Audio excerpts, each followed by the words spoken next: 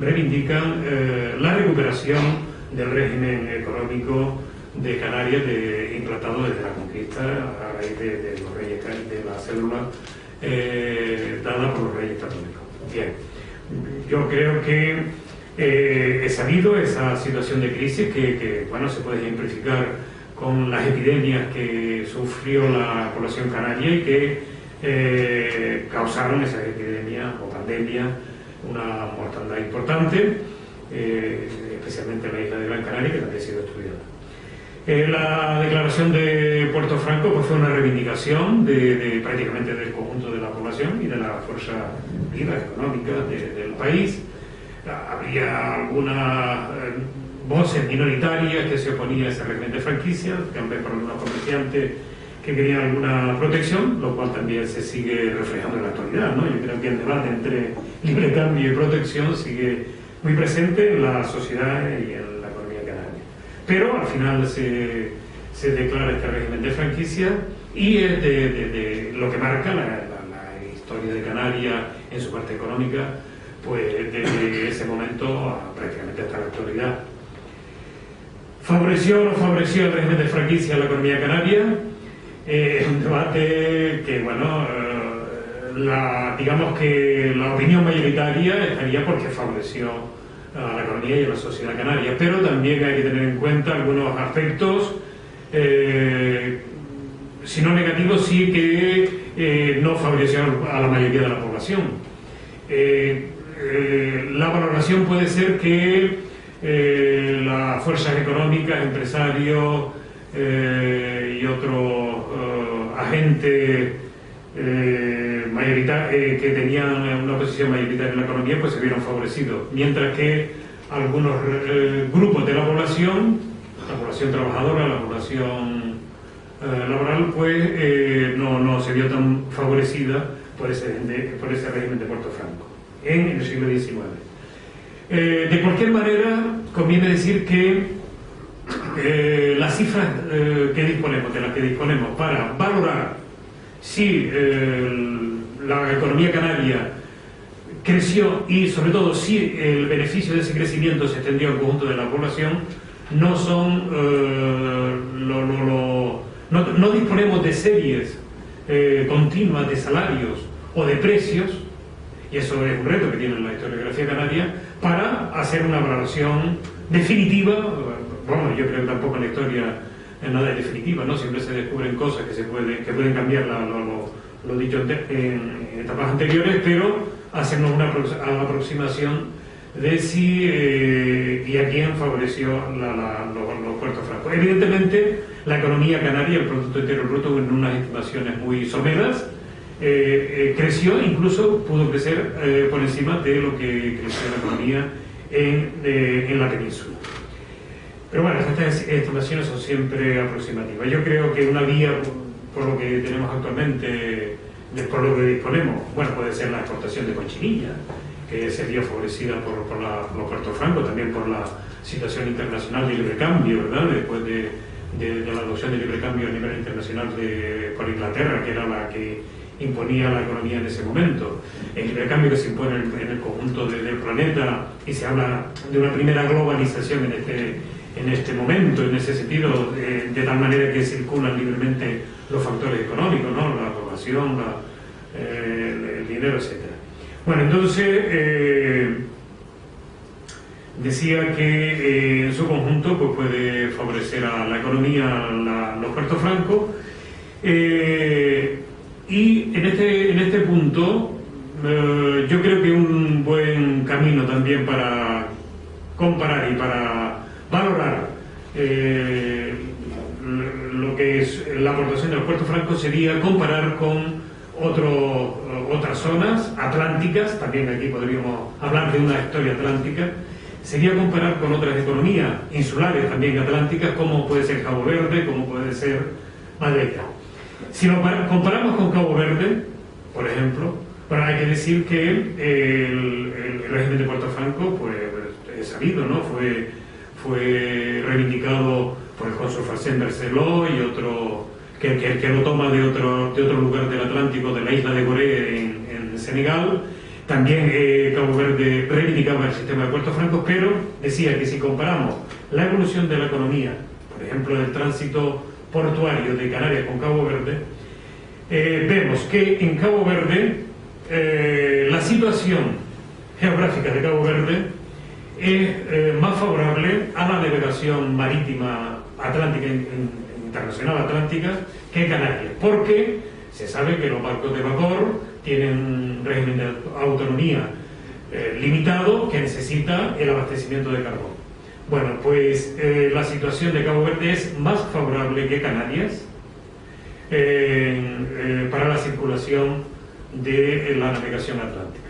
Y efectivamente, en un primer momento, Cabo Verde proporciona más carbón, más abastecimiento de carbón a los buques que transitan en el Atlántico que Canarias. Desde que comienza la navegación a vapor a principios del siglo XIX, Cabo Verde, sobre todo la isla de Mindelo, la isla de San Vicente, el puerto de Mindelo en San Vicente, donde tenía Cesárea Évora, donde que había un gran puerto, donde estaban las empresas inglesas establecidas también.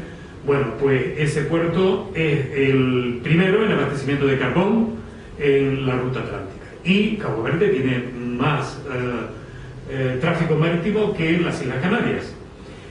Pero Canarias logra el régimen de puertos francos a mediados del siglo XIX, por la acción de Sabino Berceló y también la propuesta de Sabino Berceló y la acción de los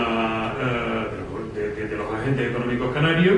Podría también hablarse de un pacto entre Canarias y el Estado, en fin, son muchas las derivadas que puede tener este tema, pero logra entonces el régimen de puertos francos y a partir de ese momento Canarias, sobre todo en el último tercio del siglo XIX, con la construcción del Puerto de la Luz, Canarias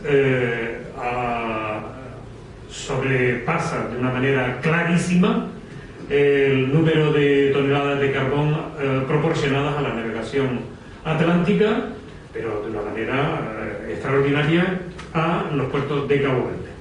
Entonces, ¿qué es lo que sucede? Podemos pensar que el régimen institucional que se establece en Canarias de libre cambio es el que favorece esa economía, ese factor económico de la navegación, del abastecimiento de carbón, frente a Cabo Verde, que no, en general las posesiones portuguesas, tanto Cabo Verde como Madeira, que no implantan el régimen de Puerto Franco. Ese es un dato clarísimo de que el aspecto institucional puede ser fundamental para la evolución, para el desarrollo económico. Bien, partiendo de ahí, bueno, un poco el guión que se nos presentaba, de ver la situación social, de ver los ciclos económicos. Ya hemos hablado del ciclo de la cochinilla, después vendrá el intento del tabaco y del azúcar.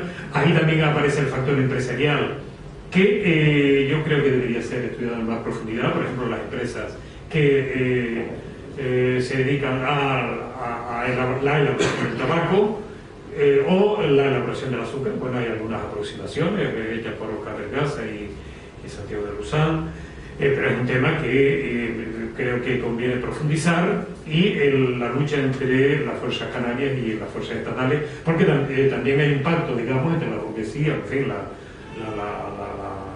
oligarquía canaria con el Estado, a cambio de que se permita los puertos francos en Canarias, pues se permanece políticamente unidos al Estado. En fin, ahí hay un debate también importante. Y en cuanto a la sociedad, a la situación del conjunto de la población, yo creo que aquí también nos faltan datos y otro aspecto de que la historiografía debe profundizar. Porque, ¿cuál era la situación real de la población? ¿Favoreció o no favoreció este régimen de puertos francos a la población? Ahí nos faltan datos, y yo creo que una buena pista es acudir a los diarios, a los informes de los viajeros, ¿verdad? Tenemos el libro de Olivia Stone, que nos informa de cómo vivía la población canaria en general en las ciudades. Claro, es una visión de Inglaterra. Habría que decir también que, por el aspecto comparativo que se nos plantea también en el esquema que nos han pasado, podemos comparar la vida, la forma de vida, el nivel de vida de los canarios, por ejemplo, con Inglaterra, donde se produce la revolución industrial. Claro, en Inglaterra también hay un debate, ¿favoreció o no favoreció la revolución industrial al conjunto de la población? Y aquí podríamos plantearlo igual, ¿no? Como yo lo vengo planteando, ¿favoreció o no favoreció el régimen de Puerto Franco al conjunto de la población. No tenemos los datos, pero sí algunas apreciaciones cualitativas, sobre todo de los diarios y los libros escritos por estos viajeros, que yo creo que es una fuente interesante, pero también habría que ver lo que expresa la literatura canaria, los periódicos o algunos informes precisamente de la Real, ¿no? Y en conjunto, pues parece que mejoró en determinados momentos la situación económica de la población, pero la situación de crisis se vio obligada a emigrar. Ya decía Agustín que era una pista importante la migración que se produce clandestina o también legal, ¿no? En definitiva, bueno, se nos plantean muchos aspectos, muchos interrogantes, tampoco quiero extenderme demasiado. Había que también referirse al pensamiento o la cultura, bueno, la canariedad que aparece en ese momento. Yo creo que la burguesía canaria en ese momento, sí, referimos, por ejemplo, a un deporte vernáculo, ¿no? La lucha canaria en ese momento se fomenta, pero también con un sentido reivindicativo de la identidad canaria. En fin, hay aspectos ahí que conviene resaltar y situar, ¿no? En su contexto y en su momento, que es importante, y esta Victoria Galván ha realizado el estudio en el capítulo correspondiente y ella ahí lo expone. En fin, le doy las gracias por atenderme y yo creo que ahora pasamos al debate. Sí. Muy bien, muchas gracias.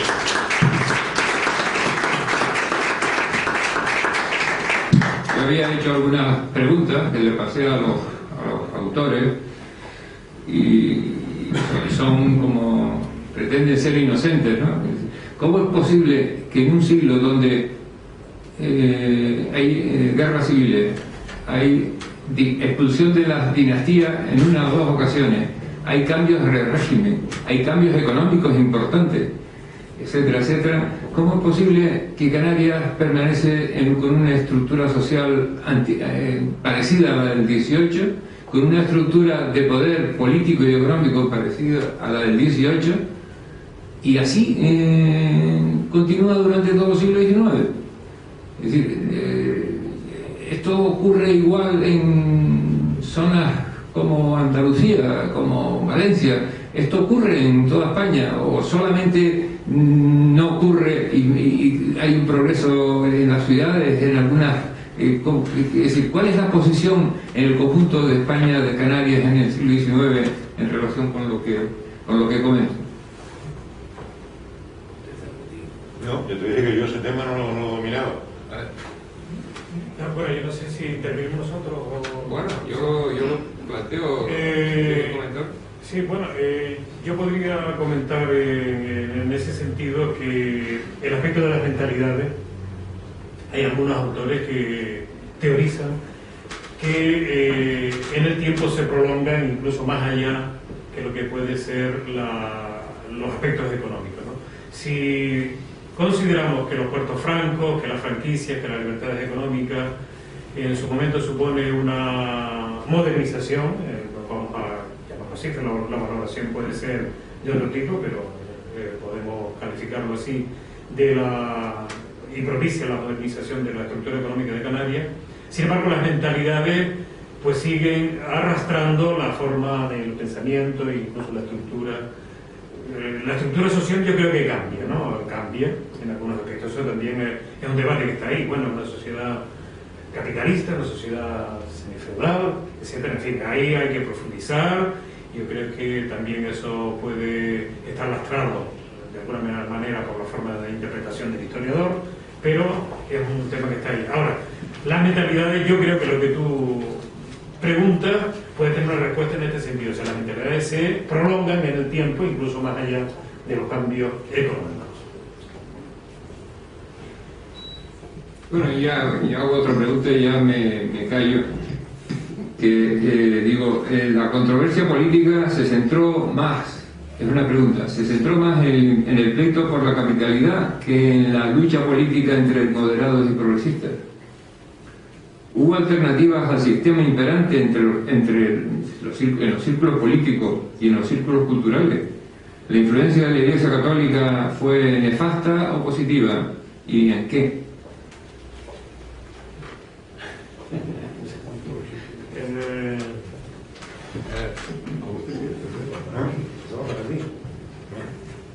Estamos para ti. La verdad que no tengo ganas, pero en fin. Pues... Bueno, el mal llamado pleito insular es un elemento fundamental en la dinámica política canaria que refleja pues cómo el sistema provincial napoleónico que arbitró la Constitución de 1812 pues encajó mal en un archipiélago y fomentó viejas rivalidades que estaban planteándose en la propia estructura del bloque de poder canario. La división entre primero absolutistas y liberales pues está también marcada por la confrontación, por la lucha por la capitalidad, ¿no? Y luego la lucha por la división o la unidad de la provincia pues también incide el tema de la división entre el liberalismo, entre la derecha moderada y la izquierda progresista. Fue esta última, la izquierda progresista, la que levantó en Gran Canaria el tema de la división provincial. O alternativas, no alternativas, porque realmente el dominio de la nobleza en el archipiélago no es solo una cuestión de mentalidades, es una cuestión de estructura de la propiedad agraria, una cuestión de mantenimiento de formas precapitalistas de producción y un control, ¿no?, de las tertulias caciquiles de notables, desde la época de los moderados a la época de los liberales y conservadores en el sistema canovista. Entonces se mantienen las mismas fuerzas que habían dominado en la monarquía absoluta antes de 1812 y se adaptan al sistema liberal, lo mismo que se adaptaron a la reforma agraria liberal y se beneficiaron incluso de ella, ¿no?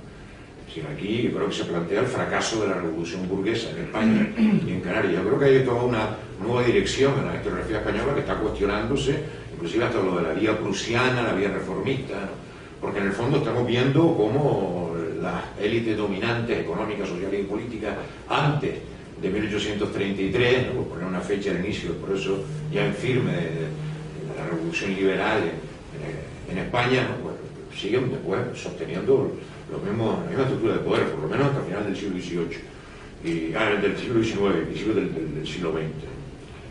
Entonces, bueno, el tema de la Iglesia es especialmente delicado. La Iglesia, no hay un capítulo especialmente dedicado a esto, ni se incide en demasía sobre el tema del papel que representó la institución eclesiástica, ¿no?, en Canarias, pero corresponde también a los parámetros generales de todo el Estado español. Es decir, la Iglesia tiene una enorme riqueza y estaba implicada, ¿no?, en el modelo del antiguo régimen, en el absolutismo real, y también, mal que bien, se fue adoptando poco a poco, ¿no? Bien es verdad que es una iglesia enormemente conservadora, marcada por el sílabo pontificio y la condena del liberalismo, también el contencioso que le planteó el Estado oligárquico con el tránsito del liberalismo con el tema de la desembolsación eclesiástica, pero luego la iglesia, aún defendiendo las posiciones más ultramontanas.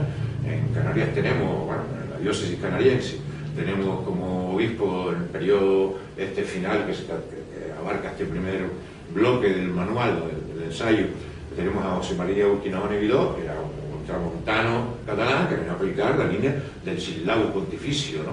Entonces, por lo tanto, la condena del liberalismo en todas sus expresiones, y eso hace que la Iglesia, siguiendo pautas que venían ya de los años 30, pues insufle alientos a un irrelevante carlismo, y luego pasa incluso a aportar piezas claves en el caciquismo agrario de la época. O sea, muchos caciques de los pueblos eran curas, ¿no?, en algunos casos lo fueron, ¿no?, en la aldea de San Nicolás, en Tinajo, en la isla de Lanzarote y en algunos otros municipios también. El caciquismo se vistió de sotana, ¿no? Entonces, bueno, tenemos una iglesia conservadora, una iglesia que confronta, evidentemente, con la intelectualidad progresista canaria, la intelectual liberal, heterodoxa, ¿no? Ya me refería en el 75, en mi primera obra, justamente ese problema que planteó pues, los primeros brotes de carauxismo en el instituto suprimido, ¿no?, el Instituto de Enseñanza Media de Las Palmas, luego la condena de la biografía de Miguel Torres, la biografía de Grano Selves, la condena de los estudios del Dr. Chill, la publicación del primer tomo por acusación de darwinismo y anatema, ¿no? Entonces, claro, todo eso la confrontó una iglesia muy conservadora, muy ultramontana, con la minoría de la élite intelectual, ¿no?, muy activa, pero aislada en un mar de analfabetos, porque creo que lo que es clásico en definir a Canarias como una sociedad agraria y mayoritariamente analfabeta, una sociedad agraria donde el peso de la tradición, del elemento tradicional, estaba presente en la cultura agraria, y bueno, también a los testimonios de los principios de autoridad, de los viajeros, que arrancan ya desde los años 30 y 40, mucho antes de Olivia Stone, ¿no? Y después de ella. Y inclusive los pocos intelectuales que se interesaron por la cuestión agraria en Canarias, pues los testimonios que nos han dejado reflejan pues, eso, la pervivencia de una sociedad con el arado romano o formas rutinarias de cultivo. Hay algún punto de avanzada modernización, pero la mayoría de los testimonios nos vienen a reflejar esa perpetuación de las estructuras tradicionales. En cuanto a la tipificación del modo de producción, claro, un sistema económico no se define por la cantidad de mercancías que circulan, ¿no? Los puertos francos pueden haber auxiliado, haber incrementado la circulación de mercancías, haber desarrollado el comercio. Pero claro, un sistema económico se define por cómo se produce. Si la forma de producción, el sistema de producción, sigue siendo todavía la medianería, parcería, enfiteusis y todo el trabajo jornalero, el trabajo asalariado en el campo, si acaso empieza a tener unos índices importantes a partir de la implantación del cultivo platanero, no tanto el tomatero, el platanero, ¿no? Y claro, pues estamos hablando del 10%, el 12% de la superficie cultivada en Canarias, pero la mayoría sigue siendo una agricultura policultivista y una agricultura que sigue siendo una agricultura tradicional, ¿no? De todas maneras, el hecho de que se mantenga el papel o se desarrolle el trabajo asalariado en la agricultura no implica también el mantenimiento de formas tradicionales de explotación que no tienen nada que ver con el capitalismo, de carácter precapitalista, de carácter feudal. Les quiero contar solamente una vivencia. En el año 1967 participé con José Carlos Mauricio en una serie de encuestas que luego él elaboró y publicó. Yo fui uno de los encuestadores con Jesús Cantero, Maricarmen Martí y otros camaradas de aquella época. Y fue la primera vez que yo aterricé en el tablero de Maspalomas con 16 años. Y me quedé traumatizado cuando encontré en el tablero de Maspalomas un pueblo medieval, de casas de madera y barro, de gente que no tenía ni servicio de alcantarillado, no había luz, ni agua, ni nada de nada. Eran cuarterías y caserones como si viajáramos al siglo XIII o al siglo XII a nivel europeo, ¿no? Una cosa espantosa. Y luego salarios de hambre. Hay gente que tomaba carne una vez o dos veces al año, si acaso, ¿no? Ahí están los resultados de las encuestas. Entonces, claro, en 1967, cuando empezaba el boom turístico todavía, el sector de la parcería, la portería del sur de Gran Canaria, el tablero de la Paloma, porque vivían como vivían sus abuelos, sus tatarabuelos, etc., en plena Edad Media. Entonces el sector del tomate, de la innovación, pues toda gasolina de la lucha a la parcera, pero eso fue un fenómeno posterior. Muy bien, sí. No, muy rápidamente, con respecto a la pregunta que ha planteado Tomás, ¿no? Que es muy interesante, en el sentido de las pervivencias feudales o una estructura trazada, que al mismo tiempo, bueno, pues que cómo es posible que a Canarias no llegue pues determinados aspectos modernos, de modernidades, de convulsiones, de revoluciones, etc. Una pregunta compleja, ¿no? Bastante compleja, pero es muy interesante. Entonces, bueno, al calor de lo que hemos hablado de la Iglesia, yo creo que la Iglesia canaria se ve claramente con un planteamiento muy atrasado, ideológicamente muy conservador, muy reaccionario, y se me ocurrió la anécdota de Juan Negrín, porque Juan Negrín, él nació en 1892 y se va a Alemania en 1906. Entonces, poco antes de irse a Alemania, tiene una conversación con sectores de la Iglesia, y hay determinados sectores de la Iglesia, en concreto el electoral José Feo, que era el que tenía el control de toda una serie de personas que provenían de la burguesía, de jóvenes de la burguesía, que quienes podían ser proclives, quienes podían estaban más cercanos a ellos. Es decir, el control ideológico era absoluto sobre los elementos de la burguesía. Y sobre Negrín decían que era una persona que tenía ideas raras. O sea, ya desde poco antes de irse a Alemania, ¿no? O sea, ya lo tenían catalogado. De tal manera que si esto pasa con Negrín, pasa con todos los elementos de la burguesía canaria que tienen un valor importante, y eso denota el control ideológico que había por parte de la Iglesia de todos estos elementos de la burguesía. Algunos rompieron y lograron pues pasar a otro plano, como el caso de Juan Negrín, ¿no? Ya suficientemente conocido que no viene al caso ahora profundizar en eso. Pero es evidente la ruptura con esas estructuras antiguas, que son estructuras incluso de su propia familia, porque estamos hablando de una familia de propietario de San Mateo, que tienen propiedades en el sur, en Agüimes, etcétera, y que son profundamente católicos. Y él respetando completamente sus ideas, las ideas católicas de su familia, él rompe con eso, rompe completamente. Y ahí vemos esa dualidad, ¿no? Y de alguna manera la figura de Negrín ejemplifica también lo que es Canarias, ese control ideológico, esas estructuras cerradas, caciquiles, religiosas, ese control de esa burguesía con determinados elementos que rompen con todo eso y que quieren una renovación, quieren una modernización. Eso es lo que yo quería decir sobre esto. Bueno, como lo que preguntaba acerca del pleito insular, es un tema que a mí tampoco me gusta. Yo creo que tampoco se puede interpretar la historia de Canarias solamente teniendo en cuenta si es un aspecto importante, pero no se puede interpretar la historia de Canarias solamente teniendo en cuenta el pleito insular. Y tampoco creo que sea un símbolo de la identidad canaria, como hay un libro por ahí, los símbolos de la identidad canaria, el pleito insular. Me parece que, bueno, pleitos entre sociedades vecinas, islas vecinas las hay en todos sitios, ciudades, Barcelona, Madrid, no sé qué. Bueno, pero en todo caso, yo lo decía también porque acaba de morir un historiador importante que ha historiado el pleito insular, que es Guimerá, ¿no? Yo creo que es bueno mencionarlo.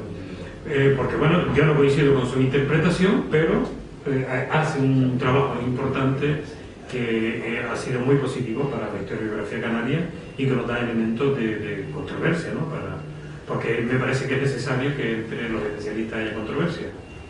Como también lo puede haber en cuanto a la caracterización de las relaciones de producción.